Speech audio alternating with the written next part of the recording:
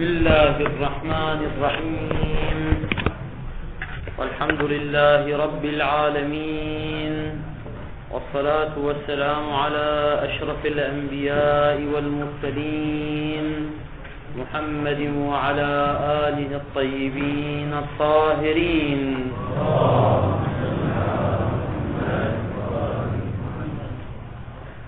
كان كلامنا ولا يزال مع صاحب الفصول،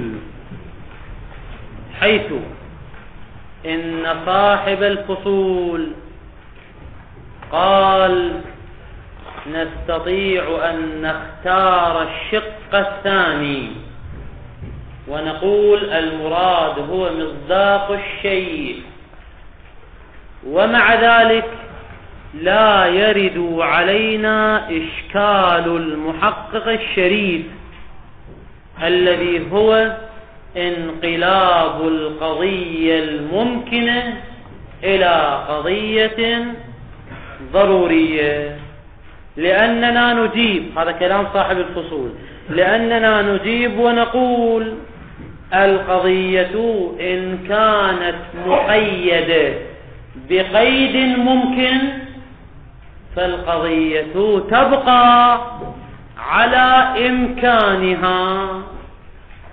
فقولنا الإنسان ضاحك أي شيء له الضحك، فهذا القيد وهو له الضحك قيد إمكاني، فما زال قيد إمكاني، إذن القضية لا تكون ضرورية وإنما تبقى قضية ممكنة. هذا ما قاله صاحب الفصول، وأجاب عنه المصنف قدس سره حيث قال إن المراد هنا في المحمول هو أخذ المقيد إضافة إلى القيد، أخذ المقيد وهو عنوان الشيء إضافة إلى القيد وهو له ضحك، شيء له ضحك، فشيء مقيد وله ضحك قيد، فنأخذ القيد والمقيد. وإذا أخذنا القيد والمقيد انحلت هذه القضية الواحدة إلى قضيتين. القضية الأولى هي الإنسان شيء، ونريد من الشيء مصداق الإنسان، فكأننا قلنا الإنسان إنسان وهي قضية ضرورية. القضية الثانية هي الإنسان له الضحك، والإنسان له ضحك، هذه قضية ممكنة، فتنحل القضية إلى قضية ضرورية وقضية ممكنة. زين، إذن حلت إلى قضيتين. الحق إذن مع المحقق الشريف، لكنه ليس بالطريقة التي قالها، لأنه قال القضية الممكنة تنقلب إلى ضرورية واحدة، أما نحن نقول هذه القضية الممكنة تنقلب إلى قضيتين، إحداهما ضرورية والأخرى ممكنة، والنتيجة واحدة، أنه تلزم الانقلاب والاستحالة، لأن الانقلاب كما يحصل بالتحول إلى قضية واحدة ضرورية، هكذا الانقلاب يحصل بالتحول إلى قضيتين إحداهما ضرورية والأخرى ممكنة، فالانقلاب مستحيل، وكلام المحقق الشريف هو الصحيح. وتساءلنا في الدرس السابق أنه ما هو الدليل على انحلال القضية الواحدة إلى قضيتين إحداهما ضرورية والأخرى ممكنة، ما هو الدليل؟ قلنا لأن هذه القضية وصفية، الإنسان شيء له الضحك، هاي شيء له الضحك وصفية له خبرية، وصف وموصوف، مقيد وقيد. والأوصاف قبل العلم بها تكون أخبار، فهي في قوة القضية الخبرية. فقولنا الإنسان شيء له الضحك كقولنا الإنسان عالم كاتب. فالإنسان عالم كاتب تنحل إلى قضيتين: الإنسان عالم، الإنسان كاتب. هكذا قولنا الإنسان شيء له النطق تنحل إلى قضيتين: الإنسان شيء والإنسان له نطق، لأن الأوصاف قبل العلم بها أخبار. هذا ما تقدم في الدرس السابق. ثم يذكر المصنف شاهدا على ذلك. شاهد على ماذا؟ شاهد على ماذا؟ على أن هذه القضية الواحدة تنحل إلى قضيتين. الشاهد على ذلك هو مقدمة.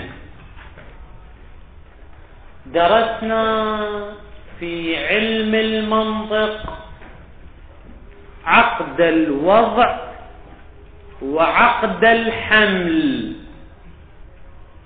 ما هو الفرق بين عقد الوضع وعقد الحمل؟ الجواب: أما عقد الوضع في القضية فالمراد منه اتصاف ذات الموضوع، أي ما يصدق عليه الموضوع، اتصاف ذات الموضوع بالوصف العنواني للموضوع. فمثلا حينما نقول الإنسان ضاحك، أو نقول زيد ضاحك، زين ما هو الموضوع في هذه القضية؟ الموضوع هو الإنسان وزيد. زين هذا هو عين الموضوع أم يحكي عن الموضوع؟ مو عين الموضوع. كلمة الإنسان حاكي عن الموضوع الحقيقي وهو أفراد الإنسان. فحينما نقول الإنسان ضاحك في الحقيقة أردنا إثبات الضاحك لمصاديق الإنسان الخارجية، ولكننا جعلنا لها عنوانا مشيرا. ما هو العنوان المشير والحاكي؟ هو عنوان الإنسان. فعنوان الإنسان الذي هو موضوع القضية هو في الحقيقة حاكم عن ماذا؟ حاكم عن ذات الموضوع الحقيقي. والموضوع الحقيقي وهو أفراد الإنسان الخارجية متصفة بوصف الموضوع اللي هو الإنسان. الأفراد الخارجية تتصف بالوصف العنواني للموضوع وهو عنوان الإنسان. هذا يسمى عقد الوضع. فنظرنا في عقد الوضع إلى المحمول أم إلى الموضوع؟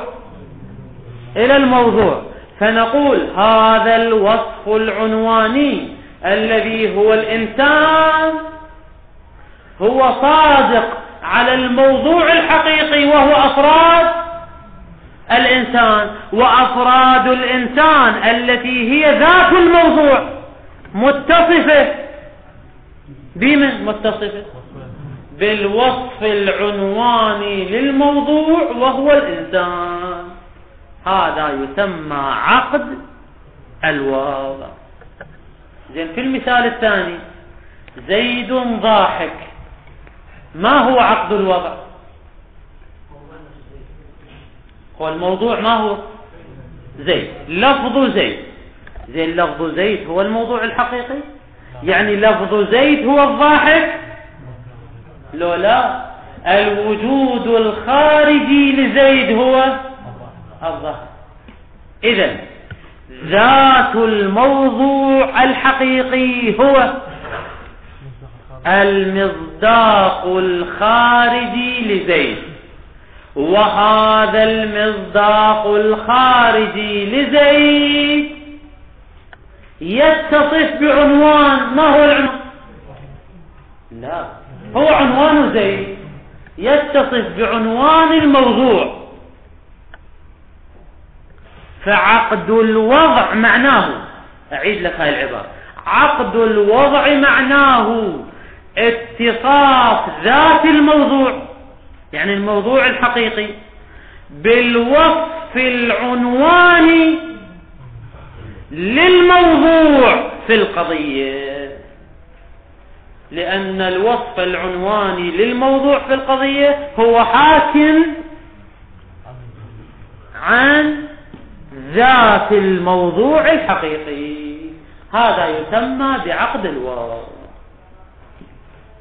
أما عقد الحمل فالمراد من عقد الحمل هو اتصاف ذات الموضوع بالوصف العنواني للمحمول، مو للموضوع.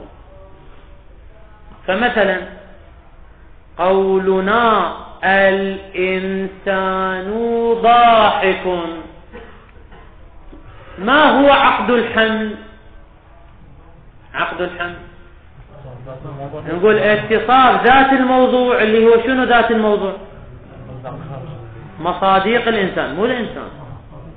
ما هي قلناها مرتين أو ثلاث. ذات الموضوع هو مصاديق الإنسان الخارجية. مصاديق الإنسان الخارجية إن اتصفت بوصف الإنسان هذا يا عقد، هذا عقد الوصف. ومصاديق الإنسان الخارجية إن لاحظنا اتصافها بالمحمول اللي هو الضاحك، هذا عقد الحمل. إذن ما هو الفرق بين عقد الوضع وعقد الحمل؟ الجواب بعبارة جامعة: عقد الوضع هو اتصاف ذات الموضوع بعنوان الموضوع في القضية. أما عقد الحمل اتصاف ذات الموضوع بالوصف العنواني للمحمول. صار واضح هذا السؤال؟ إذا كان الأمر كذلك قالوا اتصاف ذات الموضوع بالوصف العنواني للمحمول وهو الضاحك مثلا، اللي هذا شنو سميناه؟ هذا عقد الحمل. قالوا له أنحاء عديدة، له أنحاء عديدة. النحو الأول: أن يكون ثبوت المحمول لذات الموضوع على نحو الضرورة، والقضية حينئذ تسمى قضية ضرورية، سواء كانت الضرورة ذاتية أو وصفية أو زمانية أو غير ذلك. مثلا نقول الإنسان حيوان ناطق، فاتصاف الإنسان بالحيوانية الناطقية على نحو الضرورة، فتسمى قضية ضرورية. النوع الثاني: أن يكون صدق عنوان المحمول على ذات الموضوع يكون لا بنحو الضرورة وإنما بنحو الدوام. يعني كلما وجد الموضوع وجد المحمول، كقولنا كل فلك متحرك دائما، كل فلك متحرك دائما، هاي القضية شو نسميها؟ الدائمة. ما هو الفرق بين الضرورة والدوام؟ الضرورة معناها استحالة الانفكاك، أما الدوام يعني هي دائما لا تنفك، لكن عقلا لا يستحيل. الفلك يمكن أن يتوقف لكنه دائما شنو؟ متحرك. فالدائمة لا تدل على استحالة الانفكاك، بينما الضروري تدل على استحالة الانفكاك. النوع الثالث أن يكون ثبوت المحمول لذات الموضوع بنحو الفعلية، أي في أحد الأزمنة الثلاثة، وتسمى القضية مطلقة عامة. زين. النحو الرابع أن يكون ثبوت المحمول للموضوع بنحو الإمكان، لا ضرورة ولا دوام ولا فعلية في أحد الأزمنة الثلاثة، لا، بنحو الإمكان، سواء وجد في أحد الأزمنة الثلاثة أو لم يوجد في أحد الأزمنة الثلاثة. وهذه القضية تسمى الممكنة الخاصة. إذن عقد الحمل كم نوع له؟ عقد الحمل 4، ضرورية، دائمة، مطلقة عامة، وممكنة خاصة. أما عقد الوضع اللي هو شنو عقد الوضع؟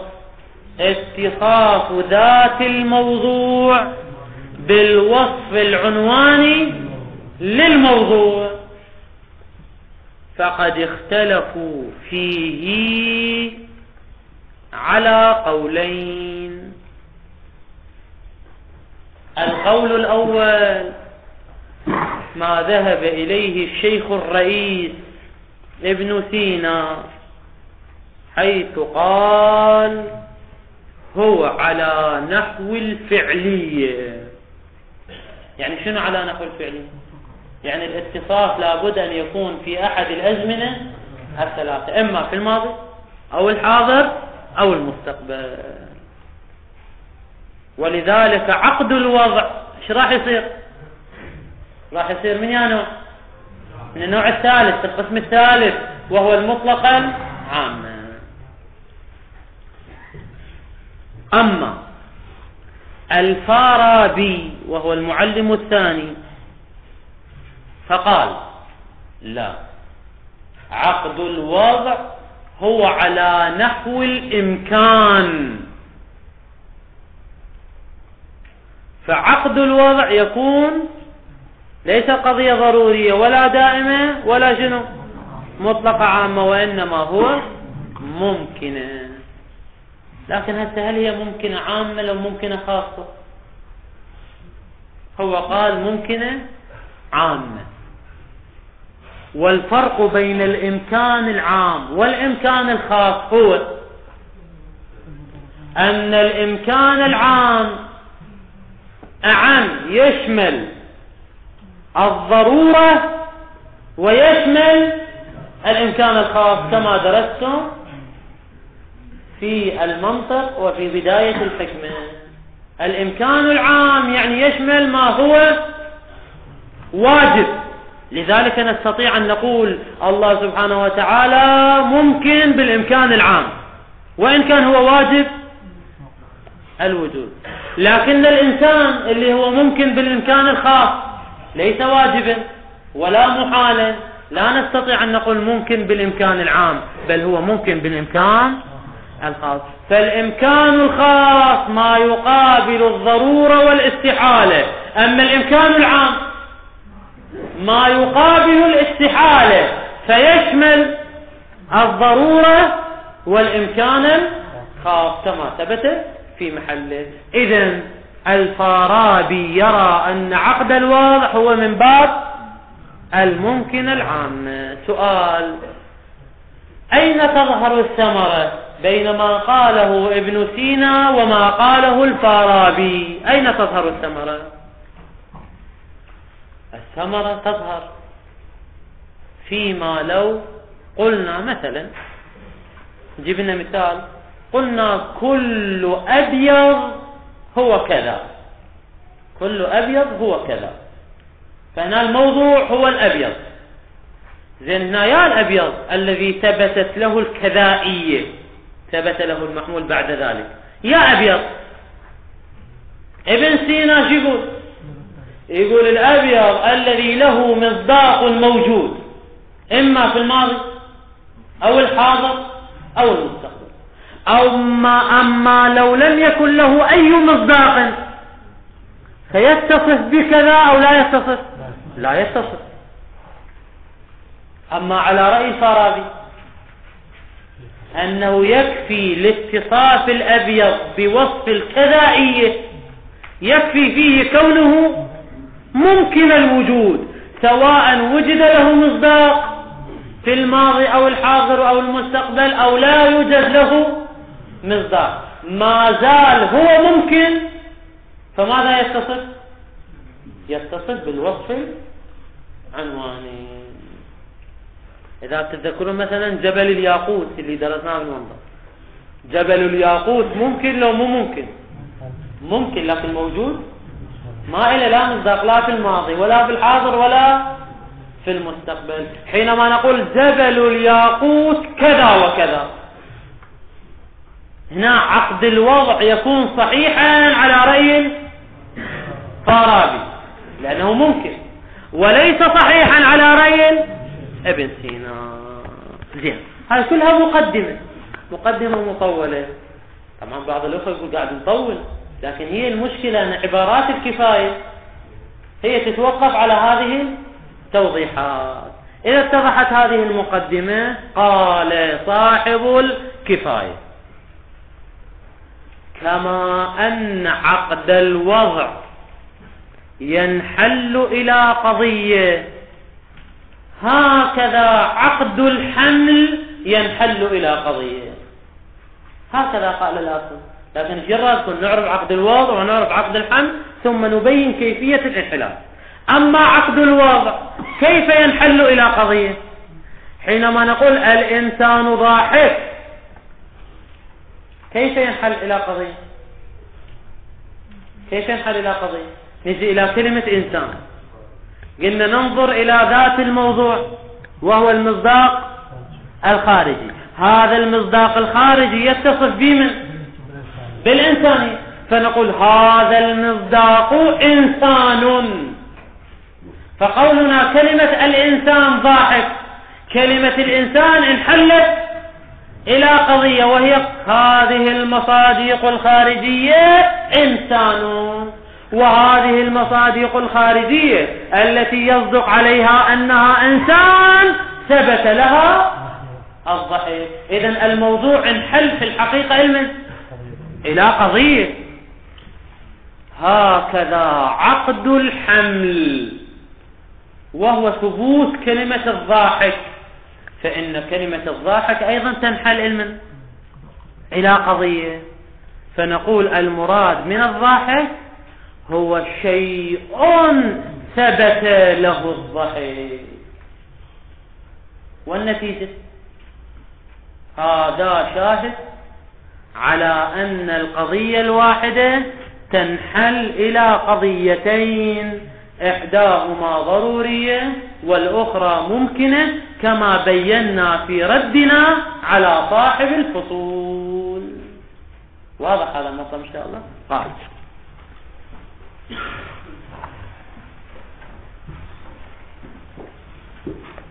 فعقد الحمل ينحل إلى القضية كما أن عقد الوضع ينحل إلى قضية، بل قال عقد الحمل ينحل إلى قضية من باب أولى. إذا كان عقد الوضع ينحل إلى قضية من باب أولى أن عقد الحمل ينحل إلى قضية. لماذا؟ ليش من باب أولى؟ وذلك لأن عقد الوضع جامد لو مشتق الإنسان جامد زين، وعقد الحمل وهو قولنا ضاحك مشتق لو جامد مشتق. فإذا كان الجامد ينحل إلى قضية فمن باب أولى المشتق ينحل إلى قضية. زين، سؤال: عقد الوضع ينحل إلى قضية من يا نوع؟ ايش قلنا؟ ابن سينا قال مطلقة عامة لأنها فعلية، أما الفارابي قال ممكن عامة.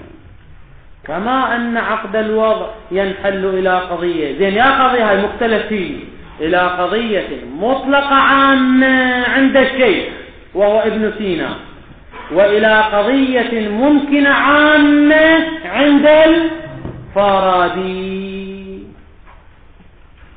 والنتيجة هذا شاهد على أن القضية الواحدة تنحل إلى قضيتين، إحداهما ضرورية والأخرى ممكنة. إذن الحق مع حصول الانقلاب كما يقول المحقق الشريف، أو مع عدم حصول الانقلاب كما يقول صاحب الفصول.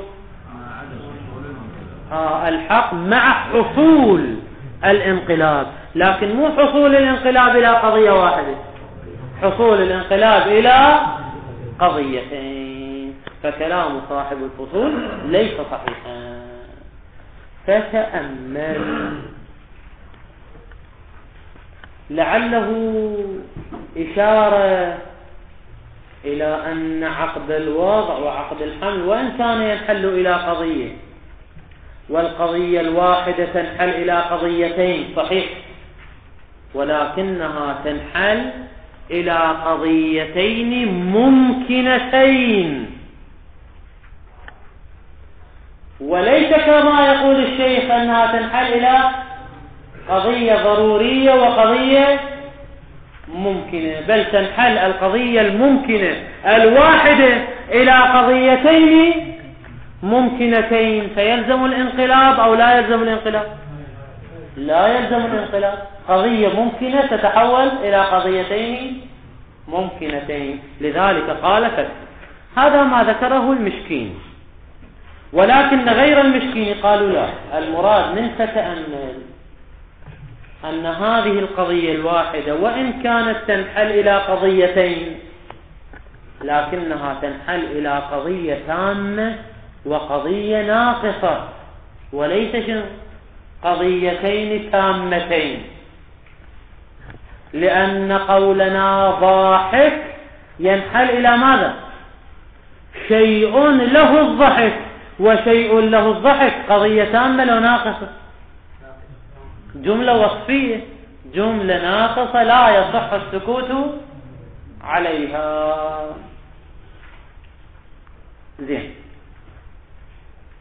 وقال بعضهم إن كلمة تتأمل المراد منها لا، المراد منها أن كلام صاحب الفصول متين، وأن الانقلاب لا يحصل.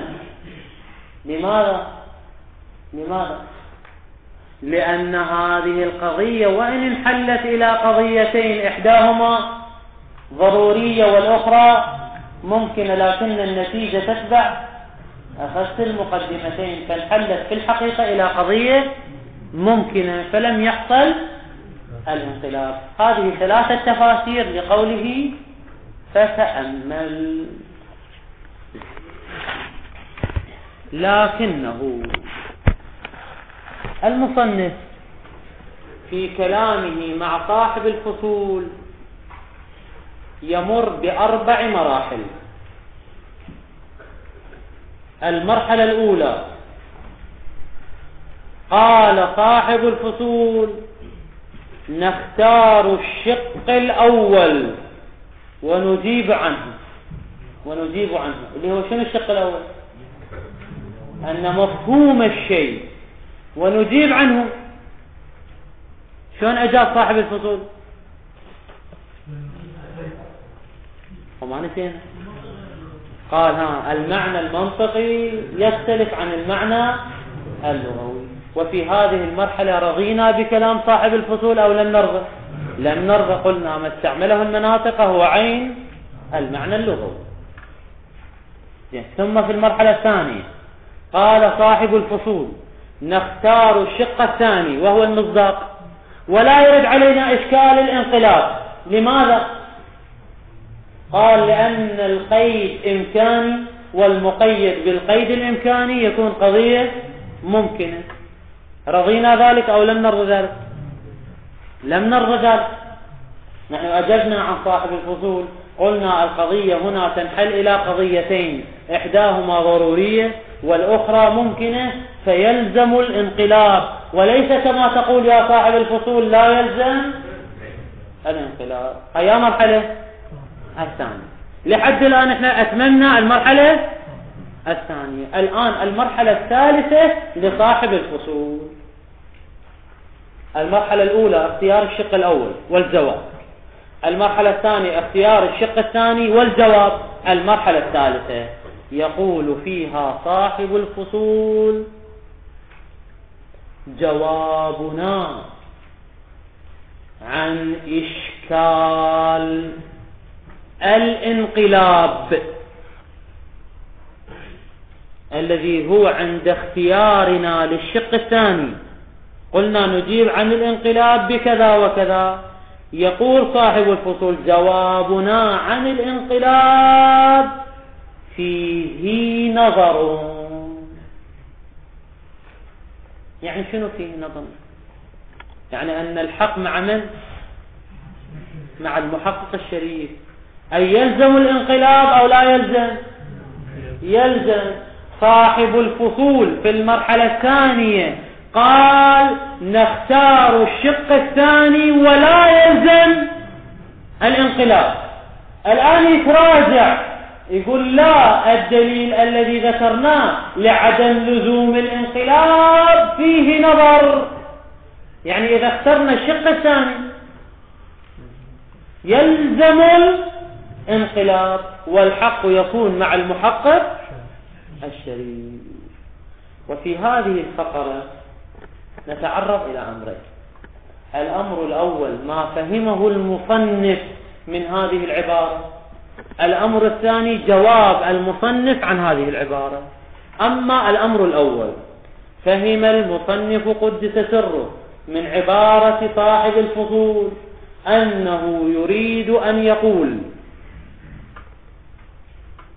إذا أخذنا الموضوع مطلقا دون أن نقيده بالمحمول فالقضية ممكنة. فقولنا الإنسان كاتب هي قضية ضرورية لو قضية ممكنة؟ قضية ممكنة. أما لو قيدنا الموضوع بالوصف العنواني للمحمول فهذا له قسمان. القسم الأول أن نقيد الموضوع بالوصف العنواني للمحمول، يعني بشرط شيء، فنقول الإنسان الكاتب كاتب، ما نقول الإنسان كاتب. إذا قلنا الإنسان كاتب فالموضوع هنا شنو صار؟ مطلق، الموضوع بدون قيد. أما لا، احنا نريد نقيد من؟ نقيد الموضوع، نقيد بمن؟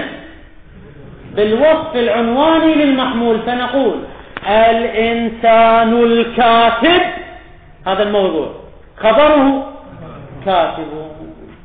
وحينئذ تصير القضية ضرورية، تتحول من ممكنة إلى ضرورية.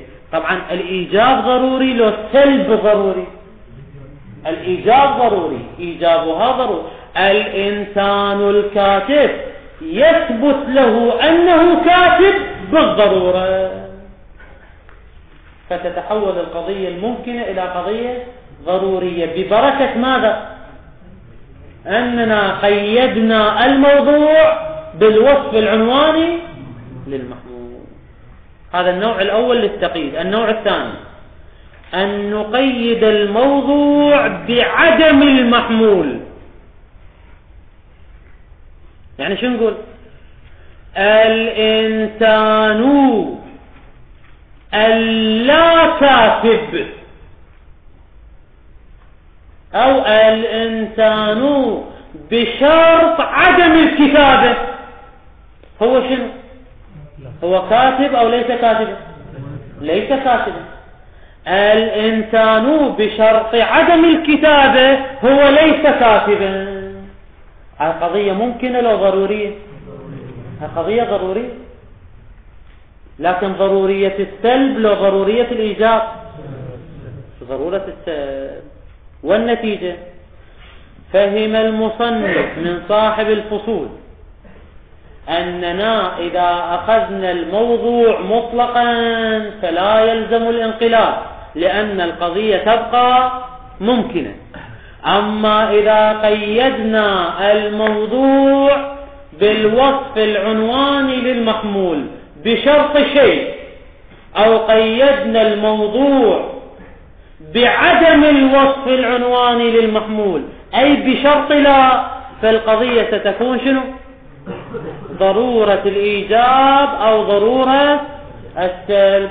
وحينئذ بهذا القيد تنقلب من قضية ممكنة إلى قضية ضرورية. فإشكال المحقق الشريف وهو لزوم الانقلاب وارد أو ليس واردا؟ وارد علينا. هذا ما يقوله صاحب الفصول، لذلك قال وفيه نظر. لكنه، يعني ياهو لكنه صاحب الفصول بعد جوابه عن الشق الثاني، هو مو قال نختار الشق الثاني ونجيب، بعد أن أجاب قال فيه نظر، لكنه تنظر فيما أفاده من جواب بقوله وفيه نظر. لماذا؟ لأن الذات المأخوذة، مقصودة من الذات هذا الموضوع، يقول الموضوع إن كان مطلقا فالقضية ممكنة، لكن لأن الذات يعني الموضوع المأخوذة مقيدة بالوصف، يا وصف يعني بالوصف العنواني للمحمول،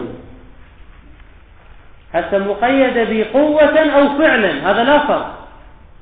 يعني الإنسان الكاتب بالقوة أو الإنسان الكاتب بالفعل، هذا ماكو فرق، لا نفرق بين القوة والفعل، لأن الذات المأخوذة مقيدة بالوصف العنواني للمحمول. إن كانت مقيدة، يا هي المقيدة الذات اللي هي الموضوع به بالوصف العنواني للمحمول واقعا، يعني هنا بشرط شيء لو بشرط لا، هاي بشرط شيء، صدق الإيجاب بالضرورة. فنقول شنو مثال؟ الإنسان الكاتب كاتب بالضرورة. وإلا يعني شنو وإلا؟ لو لم تكن مقيدة به واقعا وإنما مقيدة بعدمه اللي هو بشرط لا، وإلا يعني لو لم تكن مقيدة بوصف المحمول واقعا بل كانت مقيدة بعدمه صدق السلب بالضرورة. يعني شو نقول؟ الإنسان بشرط عدم الكتابة هو ليس كاتبا. مثلا لا يصدق زيد كاتب بالضرورة، لماذا؟ لأن الموضوع وهو زيد قد أخذ مطلقا، لا يمكن أن نقول بالضرورة، بل زيد كاتب بالإمكان، لكن يصدق زيد الكاتب حتى بالفعل أو بالقوة هو شنو؟ هو كاتب بالضرورة. زيد الكاتب كاتب بالضرورة. بلي هنا عقد الحمل بعد الموضوع متصف بوصف محمول، هذا قاعد نحكي، يعني الذات المأخوذة اللي هي الموضوع مقيدة بالوصف، يا وصف المحمول، يعني هذا عقد الحمل. زين، والنتيجة من هاي العبارة ماذا نفهم؟ بما أن الموضوع مقيد، حينما نقول الإنسان ضاحك يعني ذات مقيدة بأن لها الضحك، هي مقيدة أو مطلقة؟ مقيدة. وإذا كانت مقيدة فتنقلب إلى الضرورة فيحصل الانقلاب. هذا ما قاله صاحب الفصول، وهذا ما فهمه المصنف من كلام صاحب الفصول. الجواب هذا خلق في المطلب. أصلا كلامك يا صاحب الفصول في قولك وفيه نظار أجنبي عما أفاده من هو المحقق الشريف، لأن كلامك يا صاحب الفصول بلحاظ الموضوع لو المحمول، التقييد وعدم التقييد بلحاظ الموضوع تارة يكون مقيدا وتارة يكون مطلقا، وإذا كان مقيدا تارة يكون مقيد بوجود المحمول وتارة يكون مقيد بعدم وجود المحمول. كل هذه القيود راجعة إلى الموضوع، بينما كلام المحقق الشريف القيود الراجعة إلى المحمول، كلامنا القيود الراجعة إلى المحمول، لأن قولنا الإنسان ضاحك أي الإنسان شيء له الضحك، هاي له الضحك قيد قيد للموضوع، لو قيد في المحمول، هذا قيد في المحمول وليس قيدا في الموضوع. بعبارة أخرى، كلام المحقق الشريف من أنه إذا أردنا المصداق اللي هو الشق الثاني يلزم منه الانقلاب، ناظر إلى القيد والمقيد في المحمول. أما كلامك يا صاحب الفصول فناظر إلى القيد في الموضوع، أن الموضوع مقيد بشرط شيء أو الموضوع مقيد بشرط لا. بعبارة أخرى، كلام المحقق الشريف وإشكاله مبني على صورة كون الموضوع مطلقا. إذا كان الموضوع مطلقا فهل يمكن أن يكون المحمول مركبا؟ قال المحقق الشريف إذا كان مركبا فإن أردتم مصداق الشيء لزم الانقلاب. هذا الكلام كله في المحمول. أما الموضوع فأمر مسلم كونه مطلقا. وإذا كان الموضوع مطلقا فالقضية ممكنة لو ضرورية. القضية بما هي قضية، إذا كان الموضوع مطلقا فالقضية ممكنة، فإذا كانت لدينا قضية ممكنة موضوعها مطلق ثم نأتي إلى محمولها ونقيده بقيد يلزم أن تكون ضرورية. هذا ما قاله المحقق الشريف. أما ما قاله صاحب الفصول أننا إذا قيدنا الموضوع بالوصف العنواني للمحمول صارت القضية ضرورية، فهذا من الواضح، هذا لا خلاف فيه. دائما كل قضية إذا قيدنا الموضوع فيها بشرط المحمول فإيش راح يصير؟ قضية ضرورية. قال ولا يذهب عليك هذا الجواب أن صدق الإيجاب بالضرورة بيا صورة صدق الإيجاب بالضرورة في كلام صاحب الفصول إذا قيدنا الموضوع بالوصف العنواني للمحمول أن صدق الإيجاب بالضرورة بشرط كون الموضوع مقيدا به، يعني بالمحمول واقعا، يعني بشرط شيء. هذا صدق الإيجاب بالضرورة لا يصحح دعوى الانقلاب من الممكنة إلى الضرورية التي وردت دعوى الانقلاب في كلام المحقق الشريف، يعني أجنبي عن محل الكلام، لا ربط له بدعوى الانقلاب. لماذا لا ربط له؟ ضرورته، هذا تعليل لعدم صحة دعوى الانقلاب. ضرورته صدق الإيجاب بالضرورة متى؟ إذا قيدنا الموضوع بالوصف العنواني للمحمول، وهذه هي التي يعبر عنها بالضرورة بشرط المحمول، فهذا أمر مسلم. ضرورة صدق الإيجاب بالضرورة، لكن شنو؟ بشرط المحمول في كل قضية، ولو كانت القضية شنو؟ ممكن، حتى لو كانت القضية ممكنة إذا لاحظنا الموضوع بشرط المحمول والقضية ايش راح تصير؟ قضية ضرورية. ليس هذا هو مراد المحقق الشريف. كما لا يكاد، هاي لا يكاد عطف على لا يصح.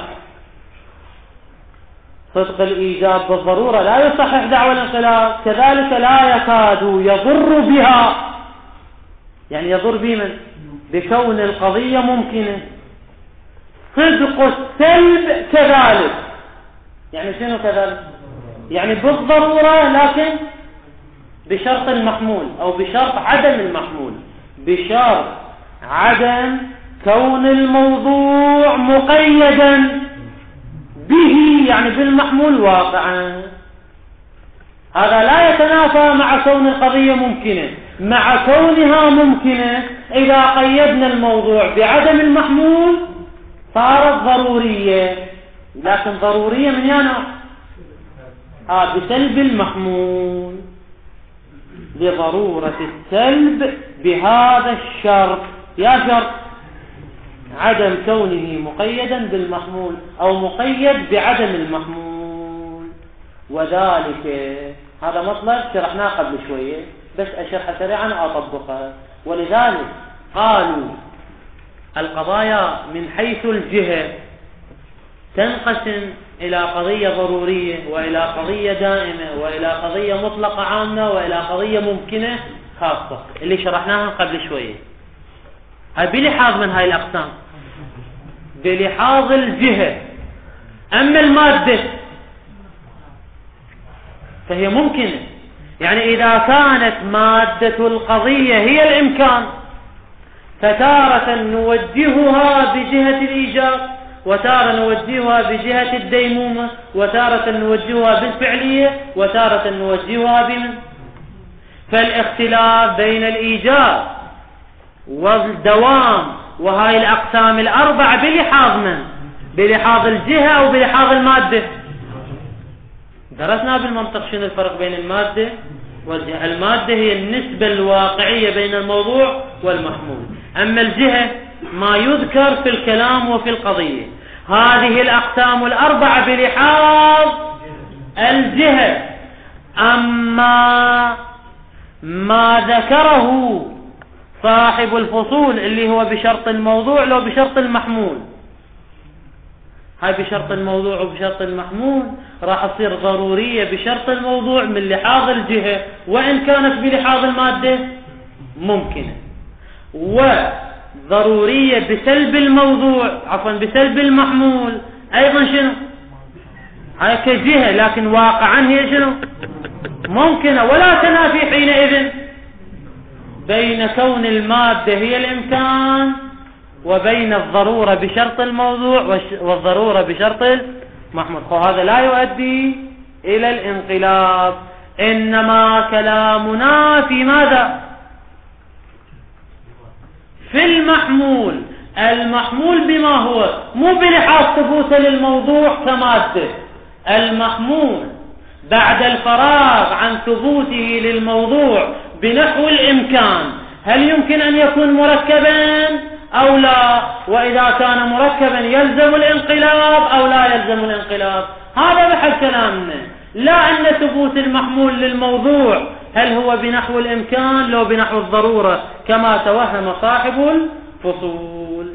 يعني بعبارة أخرى هو نظر إلى تقييد الموضوع، بينما كلام المحقق الشريف إلى تقييد المحمول. قال: وذلك لوضوح أن المناط في الجهات ومواد القضايا، الجهات اللفظ الدال على الكيفية، ومواد القضايا هي كيفية النسبة الواقعية، إنما هو بملاحظة أن نسبة هذا المحمول إلى ذلك الموضوع موجهة بأي جهة منها من الجهات. هل موجهة بالضرورة، بالدوام، بالإمكان، بالفعلية، ومع أية منها في نفسها صادقة.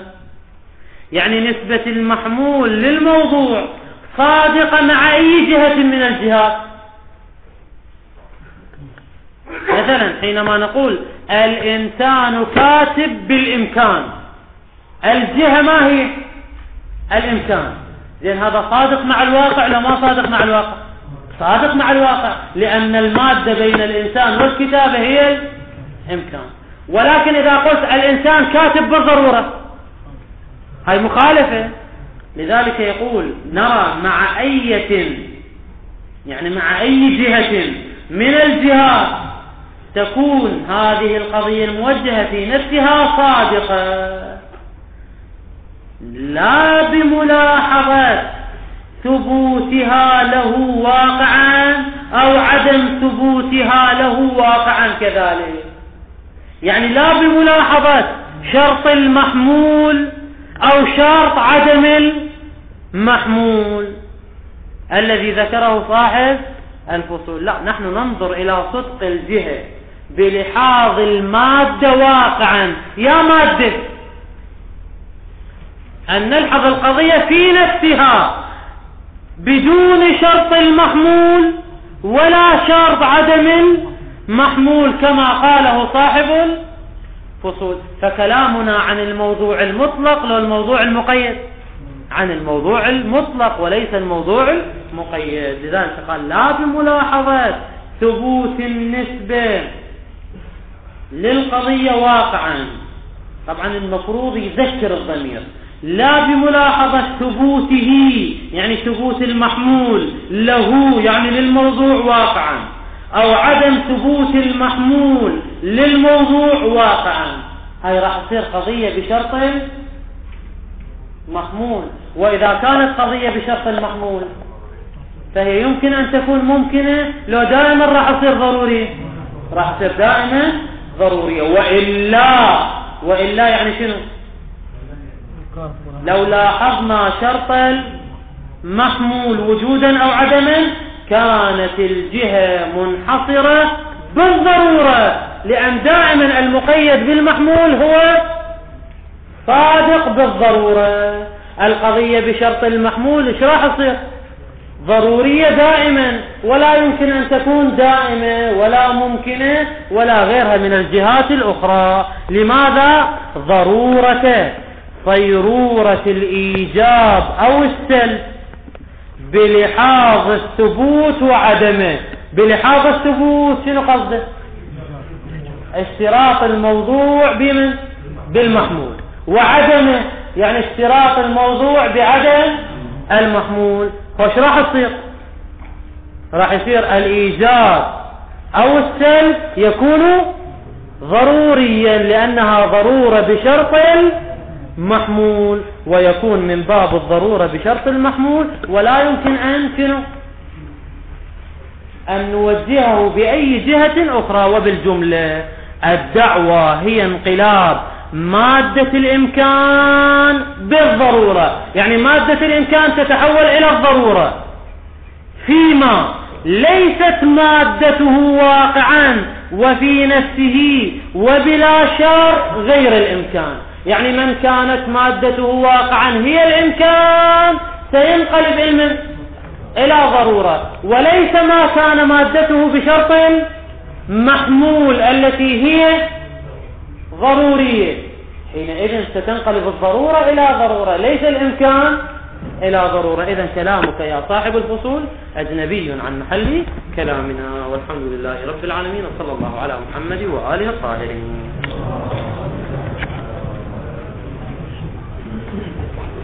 أخذنا منكم 5 دقائق، لأن بعض الأخوة يقول قاعد نتأخر، فاليوم ردنا نمشي شوية.